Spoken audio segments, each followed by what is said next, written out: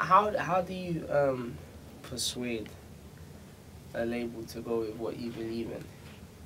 You just gotta put your foot down, man. It's like you got different people have different professions. You know what I'm saying? I feel that a problem that record labels are now having is that why there's such a crisis in the UK. I'm not gonna go naming labels that are crumbling, but it's like why there's such a crisis. You got people trying to take on professions that are not theirs. Do you know what I'm saying? The artist's profession is to make the music, and that's why you took them on in the first place. Your profession is to market it. Sure, yeah. Do you know what I mean? So it's like there's always room for, you know, agreement, debating, and even disagreeing, but you have to remember whose profession is whose. So the second that you can start getting into problems is when, you know, someone whose profession is not making the music, you let influence you making your music, and then when it goes wrong, they'll just drop you. You know what I mean? It's like it's on to the next one. You have to remember it's just business.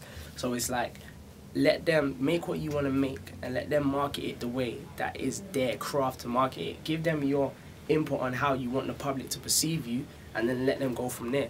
You know, now you got, you know, with these 360 deals, you got, you know, labels trying to have input on your live show. That's not their profession, you know what I mean? So what they're going to be telling you, the direction to go with your live show, is what they want to see as a fan of music. But then they're not bearing in mind your audience, you know what I mean? That's where I think the problems are kind of happening. But you just got to be, you know, strong in what you believe in, and you got to know your audience and your fan base and try and connect with it. I feel that, for instance, if you're a dude and, you know, your fan base appears to be females, don't try and fight it, work with it. Do you know what I mean? It's like, accept what your fan base is. I feel that is a problem that a lot of artists have. They spend their time trying to please an audience that is not theirs.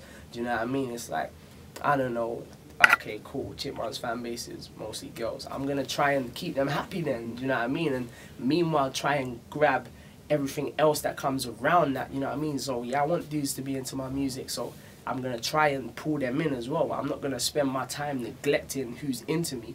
Do you know what I mean? It's like, you get an MC that's not a gangster, but you're trying to make gangster music. They're never going to be into you. Do you know what I mean? It's like, you're not doing what these people on the streets are actually doing, but you want to make the music to please them.